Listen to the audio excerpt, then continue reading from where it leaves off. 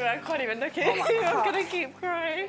Do you know what? Like, I seen her come in like friendship couple, and he had to do what he had to do. So I actually don't know how to feel at the moment. It's just a roller coaster of emotions because so much happened. The naive part of me, or the one that wants to see the best in everything, wants to think that Alima asked to go home because she was tired that she wasn't getting any connections, and so production decided to bring in Bilicus to swap her out. But then when you look at it, how it was played out, this was producer driven.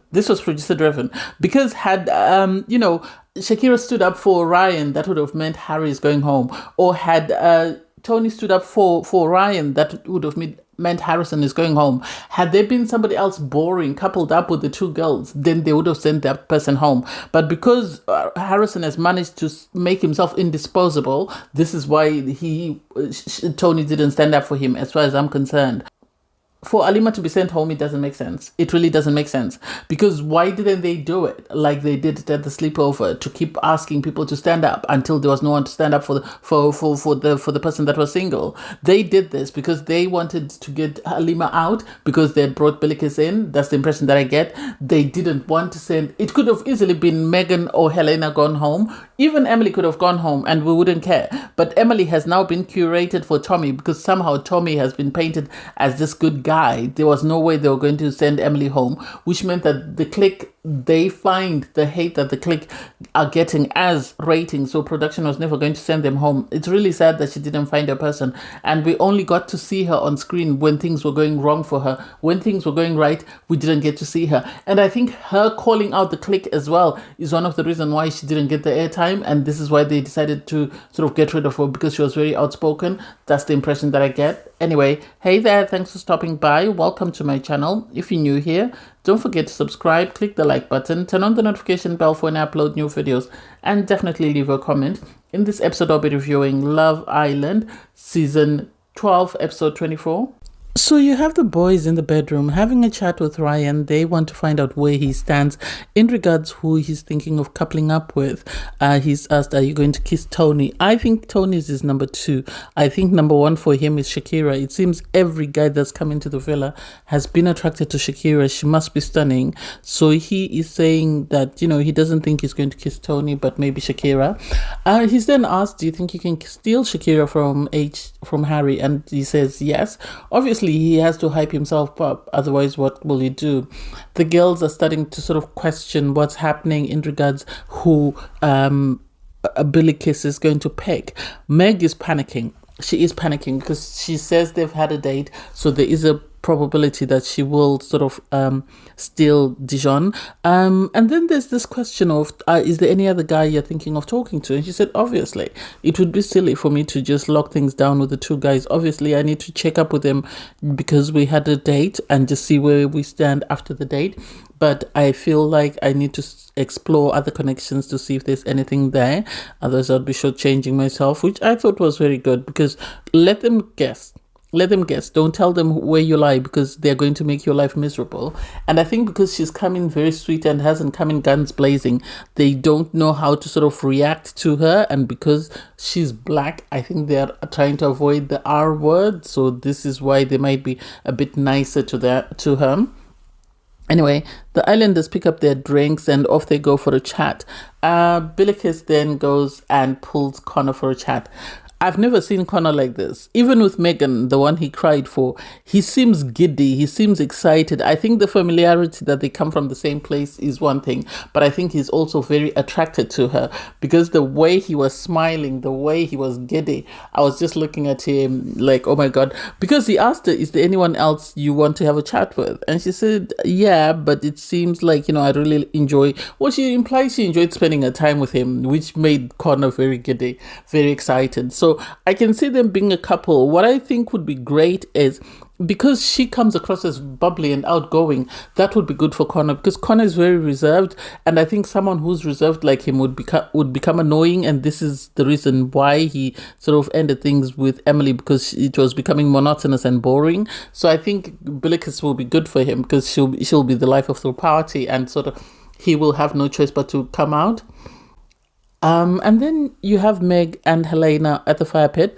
Meg is saying that the problem with Dijon is every time he goes on a date, when he comes back, he acts very weird, as though he's done something wrong. So he's trying, and it's like I feel he acts weird because when he went on a date with Malisha, the girls got to watch the dates, and the way she reacted is the reason why when he comes back, he wants to make sure that he's sort of checking the temperature to make sure everything is okay and see if they can keep stepping. I don't think Meg is a good idea for him. Really, I don't think she's a good idea. I wish she could just end things with him. And then Helena is saying that she might want to speak to Shakira, but she doesn't want to involve herself in that. And it's like, girls, sit down and keep quiet. If you didn't want to involve yourself in it, you shouldn't have told her man that you want to F him. You should have stopped. But because you didn't stop yourself, that shows that you wanted to involve yourself. You will never rest until you have Harry. The idea that Harry doesn't want you is not sinking in your head. You're going to do everything within your power to try and sort of win him. Harrison pulls Tony for a chat. That was interesting. They say a woman scorned is unpredictable. And sadly for Harrison, he hasn't realized. He saw Tony crying. He didn't know she was already checking out. And now she's checked out. She doesn't care. Because they sit down for a chat. And then he explains to her that, while you were out, I had a chat with Helena. And then we kissed. And Tony said, you're a chicken. Why don't you kiss her in front of me? If you really like her that much, why don't you kiss her in front of me? After all, you know that she's using you. Harry is her number one. She's using you to get the attention that she needs. Otherwise, otherwise she's not really that into you. And for him to not understand that doesn't make sense. It doesn't make sense because everyone can see that she's using him. Helena, I think at that point, that's when Tony sort of checked out because she told him, tomorrow is my birthday and this is the news that you have for me. Well, hey, it is what it is. And then she stormed off and she's telling everyone that he's done it again. And so people were now laughing. Connor was hysterical because he was thinking, oh my God, Tony's about to set him off. You then have Shakira and Tony go to the fire pit. And so Tony told Shakira, it's over. And Shakira was asking, have you told him? He said, no.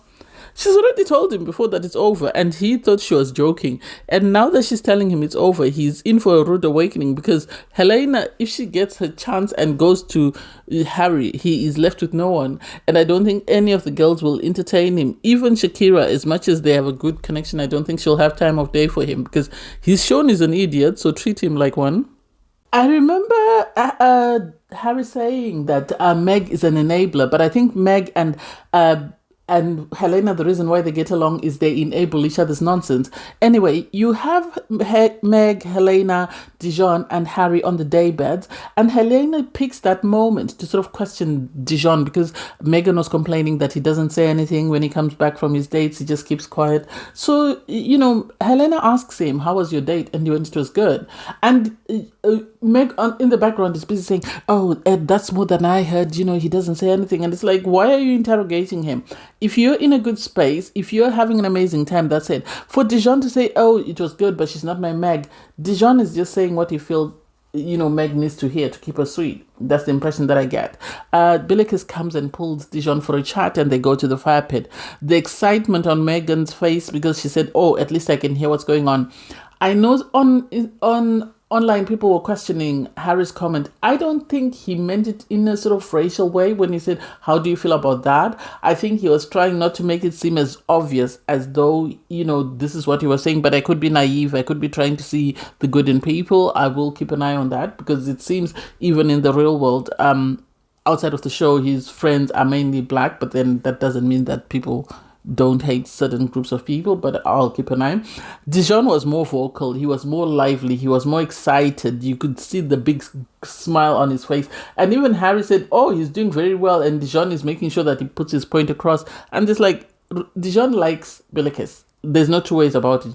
He really likes Bilicus. But the impression that I get is he's sort of doing the math to see whether it will math, in the sense that if he suddenly switches after going my Meg, and he goes for Bilicus, what will happen then? How will the viewers perceive that? Will that allow him to still be in the viewers' good books, or will they see it as a betrayal of Meg and he'd be dumped?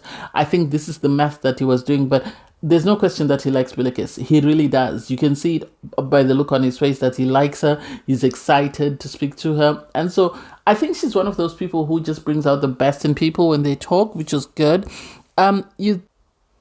You have Shakira have a conversation with Ryan. I think she likes the familiarity that he reminds her of home, but I don't think there's anything there. So they're having this conversation about Shakira and where she stands in her current couple with Harry. And she says it's over and done with. So she's open to exploring connections. I like that, Ryan stated the obvious, but maybe it wasn't a good look because he said, one would expect Harry for his age to behave a bit more maturely, but it seems he behaves differently. And Shakira said, he behaves like a 13-year-old boy, which is the truth, though, which is the truth. You have Harrison Poole, Helena for a chat. And it's like Harrison likes the forbidden fruit, like, the enticement of, this is something that I shouldn't be doing. This is what I need to do. So he pulled her for a chat to the mini fire pit, and Tony is sitting in the den and she can actually see this. And I love that Yasmin was telling her, don't focus on that. Just ignore them. Don't look at them. Don't give them the attention that they want. I think he was doing it for the attention. This is what I think. I feel like that conversation was all about the attention. He wanted attention, and because Tony had sort of sunned him by telling him that you don't have cojones, if you did, you'd kiss her in front of me and not have to come back and report after the fact to say, this is what I did, which I really love, that Tony's going to stand on business. She doesn't muck about. Anyway, there's a conversation between Yasmin and Ryan. I think Ryan is too timid for the girls. I think Ryan is a mini version of Shay. So this is why the girls are easily put off. And so I don't know whether it's going to be able to turn anyone's head, but at this point, I don't think so. And then suddenly you cut to Harrison and Helena. They're back in the den. And it's like, what are they doing? Are they trying to seek attention? Helena is doing this for the attention because she's trying to make Harry jealous. I don't quite understand what Harrison's motive is, because he knows for a fact that he's not number one for Helena. So the idea that he continues to do this, I don't like it. Tony then came out and you had Connor sitting up because he knew it was about to be heated. It was about to be entertaining. It's like he's watching TV while on TV. So for Harrison to then sit up as soon as he sees Tony, it doesn't make sense. It really doesn't make sense. It's like side-eye. Really side-eye. Why are you doing that? Why are you making it seem like, Tony's stopping you from doing whatever you want to do? If you want to kiss her and make out and whatever, do you? That's you. So they did sneak kisses and stuff, but it wasn't much and it didn't make any sense. The islanders get ready for bed, and I felt sorry for Tony because she was upset about it, and Shakira had to sort of try and sort of pacify her. And so the audacity for Helena to come and check up on her, it's like, Helena, leave them alone. You keep chasing the guys that they're in couple with, and then when you see that this is not a good look, then you pretend to be worried about them. If you're that worried, you'd keep away from their guys and you'd allow them to grow their connections and you'd go to somebody else. But because you are who you are, this is why you continue to do the things that you do. And I love that, Tony said, girl, bye, as in leave the H alone. The guys in the bedroom are just chatting about their connections and wanting to see what's happening. And it's like, it's the same old, same old. So I feel like if Helena really cared about the girls and was worried about them, then she should have left their guys alone. Unless production is driving this storyline and encouraging them all to continue to pursue the connection without the girls being aware of it, then that's the only reason why. Because otherwise it doesn't make sense why she continues to explore a connection with two guys that she knows are happy in their couples. You have Meg sort of moaning to Helena about the fact that she feels like she doesn't know much about Dijon. And it's like, Dijon is just after a good time with you. I don't think he wants anything serious. The way he treats you, the way he talks to you, all he has to say is my Meg, my Meg, my Meg. And that's it. Nothing else. He doesn't need to tell you about what's going on with him or where he comes from or what he expects in a partner. He said more to Bilicus than he said to you, and you've been coupled up for over 3 weeks. So that should be enough to tell you that this guy is not as into you as he makes out. He's just using you so that he can stay on the show. That's the impression that I get. You have the islanders get ready for bed. There was a little cutesy scene between sort of Lima and Bilicus, and I wonder why we haven't heard their conversations. It would have been nice to see them chat. Anyway, everyone goes to bed. So in the morning, it's Tony's birthday. Everyone is wishing Tony a happy birthday. They're excited for her. Because she's turning 25. She is excited. She was talking about it the night before when she was complaining to Harrison that how could you behave like that a day before my birthday. So the guys the previous night had spoken to Harrison about making Tony breakfast. So he rushes around. He makes her breakfast. It sounded like egg on toast. And then he wrote this sort of poem or whatever letter he wrote for her, and the guys were helping him. I remember Connor at one point was helping him. So Tony is right to say, you want me to forgive you just because you've written me a silly little note. Harrison didn't know whether she wanted to sit with him. He knew she was upset about his escapades the night before. So she then ate her breakfast on her own, and then went and changed and came out with Shakira. And with Shakira, she was confirming to Shakira that she's done with Harrison. She wants to let him know that it's over. The breakfast is not going to change it for her, and she didn't travel all this way just to come and cry on TV, which makes sense. You can't travel all those miles just to go and let your time be miserable. So they come up with a plan that she needs to pull Harrison to the terrace. I think Harrison, when he was pulled to the terrace, thought he was going to get a kiss, because she came and she pulled him for the chat, and he was sort of questioning whether she was joking, and she said, "No, I'm serious. Let's go to the terrace." They went up to the terrace. In my mind, I truly believe he thought Tony had forgiven him because of the breakfast and the flowers. And so Tony told him, you made your bed, it's time to lay in it. We are over. At the end of the day, the note that your friends helped you write is not going to change anything for me. It's over, it's done. And you have Harrison trying to convince her that, but I didn't say we're over. I haven't made that decision. And she said, well, I'm not going to be impressed by recycled flowers, which I assume he took from, Emily's bouquet of roses. I'm not going to be impressed by that. Your actions have shown that, you're not ready for a relationship, so we're over. And for him to say, I'm sorry for kissing her, Tony was right to stand her ground, say, you said this the first time you kissed her, and now you're saying it the second time. How many more times do I have to sit there and listen to you repeat the same cycle? We're over, it's done. Downstairs, you have the guy sort of asking Shakira, oh, they're going to the terrace, and Shakira said, yeah, she's going to burn it. And the guys are like, what do you mean burn it? It's like, well, the relationship is over. She's ready to move on. You could tell Harrison was shocked. Harrison didn't expect it. Harrison really liked Tony. This is why he was sneaky. I think he was doing it because production was encouraging him to mess about with Helena. That way it seems like she has more than one option. But I don't think he was all into Helena. I think he liked the idea that he could muck about.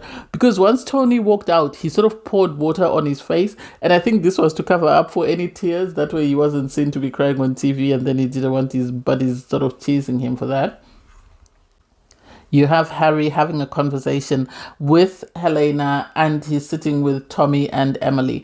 And the flirting, this is all it is. Harry likes the idea that he can flirt with Helena and get away with it. He can say whatever crude stuff that he can't say to Shakira and still get away with it. For Emily to say, oh, you two, I can't deal with you. They need to be honest with their friend. They need to tell Helena it's time to move on. This guy doesn't want you. He sees you as a sex object, and that's it. There's nothing there for him to say, oh, if you were to sit him down and ask him what exactly about me do you like, he wouldn't have anything. So you're wasting your time with him.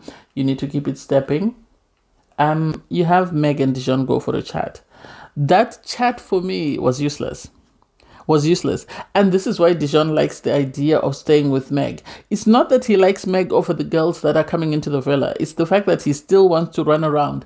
And if he settles down for someone seriously, then that person won't allow him. Because people like Militia, people like Bilicus are not going to allow him to run circles around them and then come back and say, oh, yeah, my Meg. And this is why he likes staying with Meg. There's nothing about their conversation. There's no getting to know one another. It's just about, oh, I really like you. You, oh, you're my Meg, and that's it. So I don't get how she's impressed. She sort of asked him, are you attracted to Bilicus? He said she's a beautiful girl. Are you attracted to Bilicus? I said she's a beautiful girl. He has a way of manipulating words and letting you hear what you want to hear without hearing the truth, and it's a speciality. It needs to be studied at universities across the world, because what Dijon does, he's good at it. It's just like, did I squeeze it? He's very good at sort of manipulating words to make sense to you so that you hear what you want the words to say. You have Shakira and Harry go for a chat to the terrace. Shakira is upset, obviously, because she feels like Harry is sort of disrespected her. And I don't know whether she knows that he's still flirting with Helena. Helena is the problem. This is why Tony told her, girl, bye. So for him to say, I feel like I don't deserve you, he's used that before. We've heard him use it before with Helena when he broke up with her. But the only difference is with Shakira, he actually has the action behind it, in the sense that he actually goes out of his way to make sure she feels special and she feels like, he really cares about her. So I can't wait to sort of see what happens there. I was surprised that she was willing to hug him. I think she has this idea of the man that he is, and then she sees the reality of the way he moves, and I don't get why she just doesn't burn it, as she constantly says. She's tried to burn it, but he has a way of manipulating her into sort of feeling sorry or feeling like there's still something there. That's the impression that I get.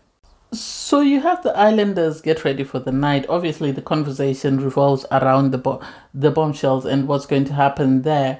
They come out, they pick up their drinks, and you have Ryan and Bilicus go for a conversation. And Bilicus is saying that, she's really been watching Dijon, and sort of his actions have spoken louder than what he's said, because they had a very good date. When they came back to the villa and they spoke, he kept eyeing her down, so there is sexual attraction there.